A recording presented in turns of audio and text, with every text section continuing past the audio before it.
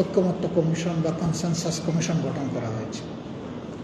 সেখানে দেশের গুরুত্বপূর্ণ সকল দল, বিশেষ করে এখন যারা আমরা পার্লামেন্টে আছি, তারা সকলেই সেখানে অংশগ্রহণ করেছে।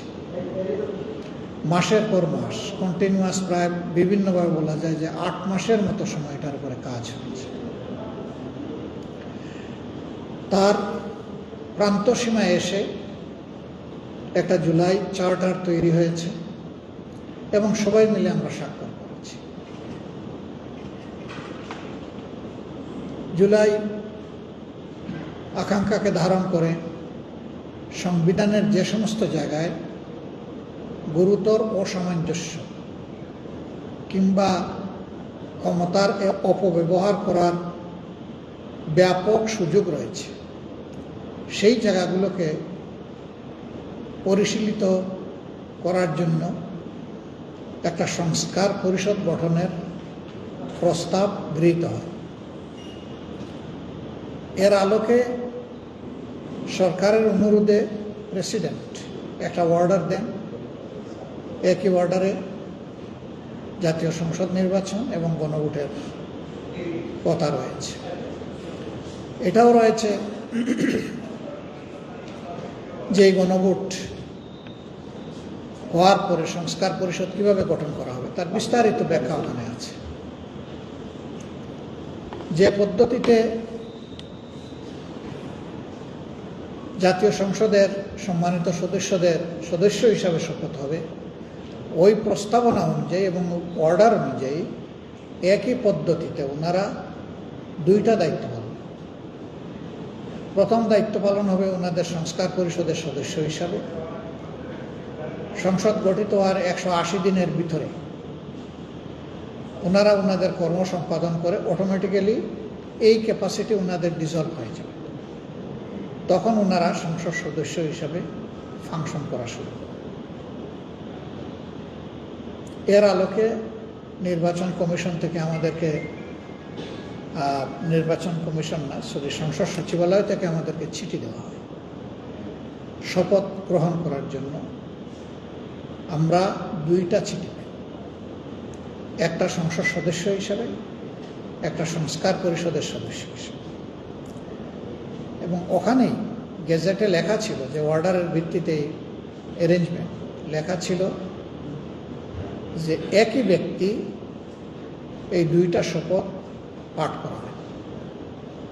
এটি হয়েছে।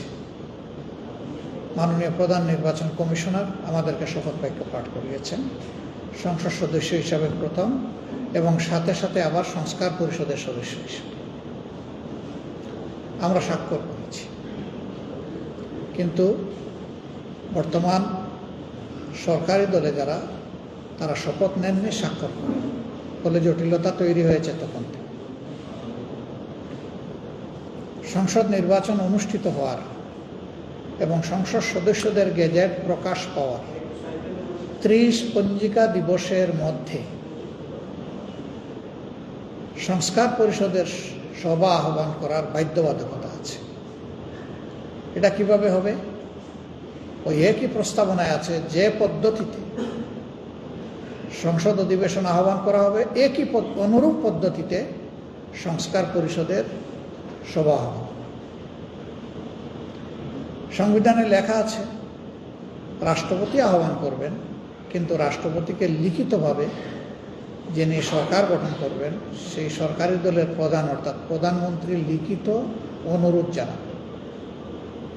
তার প্রেক্ষিতেই 2টা অধিবেশনই অনুষ্ঠিত হয়। একটা হয়েছে আর একটা হয় নাই। আবার সংসদ অধিবেশনটা আহ্বান করা হয়েছে একেবারে শেষ প্রান্তে এসে। ফেব্রুয়ারির 12 তারিখ ইলেকশন হয়েছে, 30 কর্মদিবস শেষ হয়ে যায় 15 তারিখ। সংসদ অধিবেশন আহ্বান করা হয়েছে 12 তারিখে। ফলে আমরা এই কথাটা এর আগে বলারও সুযোগ পাই। আমরা 15 তারিখ বিষয়টা উঠাই শেষ কর্মদিবসে, এবং মাননীয় স্পিকার এইটাকে আমলে নিয়ে বলেন এই ব্যাপারে নোটিশ প্রদান করার জন্য। পরবর্তী কর্মদিবস ছিল 29শে মার্চ। আমরা সেই দিবসেই আমরা ৬২ বিধিতে নোটিশ দেই এবং সেই নোটিশ কগনিজেন্সে নেন স্পিকারের দায়িত্ব পালন করা মাননীয় ডেপুটি স্পিকার। তিনি নিয়ে এ বিষয়ে আলোচনার জন্য আজকে সময় এবং তারিখ নির্ধারণ করেছিলেন। আজকের দিবসের শেষ আলোচনা হবে এটার উপরে, হয়েছে। আলোচনায় আমরা আমাদের বক্তব্য তুলে ধরেছি, আপনারা দেখেছেন। সরকারি দল তাদের বক্তব্য তুলে ধরেছে। এখানে আইনি এবং প্রেক্ষাপটগত বক্তব্য, রাজনৈতিক পরিস্থিতি সব কিছুই সবার বক্তব্য এসেছে। আমরা নিজেদের মতো করে সবাই যা উত্তম মনে করেছি সেই বক্তব্যটাই আমরা দিয়েছি। বক্তব্যের এক পর্যায়ে সরকারি দল থেকে একটা কমিটি গঠনের প্রস্তাব আসছে।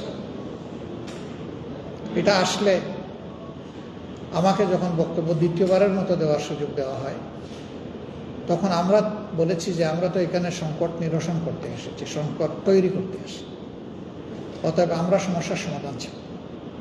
এখন কিন্তু বিষয়টা একটা সমস্যার মধ্যে ঢুকে গেছে। তাহলে যে প্রস্তাবটা দেওয়া হয়েছে, আমরা বলেছি এখানে সংস্কার পরিষদ এবং পরিষদের সভা আহ্বান সংক্রান্ত এই নোটিশ, যদি এই বিষয়কে কেন্দ্র করে কোনো সংস্কার বিষয়ক কমিটি গঠন করা হয়, তাহলে আমরা এটা ইতিবাচকভাবে গ্রহণ করার সুবিধা আছে। তবে শর্ত হচ্ছে সেখানে উভয় পক্ষ থেকে সমান সংখ্যক সদস্য থাকবে। যদি সমান সংখ্যক সদস্য না থাকে, সংসদ সদস্যদের অনুপাত হারে যদি সেখানে সদস্য নির্ধারণ করা হয়, তাহলে সেখান থেকে ভালো কোনো আউটকাম আসার সম্ভাবনা নেই।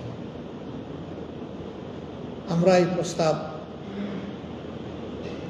নমনীয়ভাবে এটাকে দেখার পর মাননীয় আইনমন্ত্রী তিনি বক্তৃতায় উঠে আমাকে মিসকোট করেছেন, বলেছেন যে এই প্রস্তাব ওনারা যেভাবে সংবিধান সংশোধনের জন্য দিয়েছেন আমরা সেটা গ্রহণ করেছি। আসলে আমরা সংবিধান সংশোধন সংক্রান্ত কোনো প্রস্তাবে আমরা মতামত দেইনি। আমরা বলেছি বিষয়টা সংবিধান সংস্কার। তো কাজেই এখানে আশা করি ভুল বোঝাবুঝি হবে না, কারণ আমার বক্তব্য স্পষ্ট ছিল, কোনো অস্পষ্টতা ছিল না আমার বক্তব্যে। পরে আমরা এই বিষয়টা ক্লারিফাই করতে চাইলাম তখন আলোচনার কর্মঘণ্টা শেষ।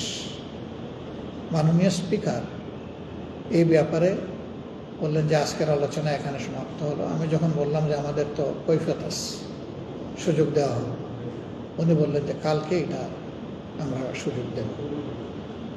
তো এইভাবে বিষয়টা আপাতত এসে দাঁড়িয়েছে। আমরা কালকে এই বিষয়ে আরও যদি কথা বলার সুযোগ পাই আপনারা জানবেন, দেখবেন।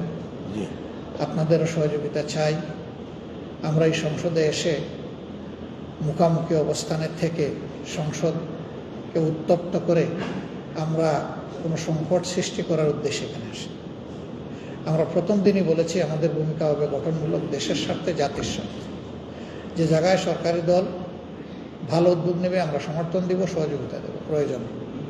কিন্তু যদি দেশের মানুষের অধিকার ক্ষুণ্ণ হয়, স্বার্থ বিনষ্ট হয়, তাহলে আমরা সেখানে কিন্তু প্রতিবাদ করব, বাধা দেব, প্রয়োজনে প্রতিরোধ।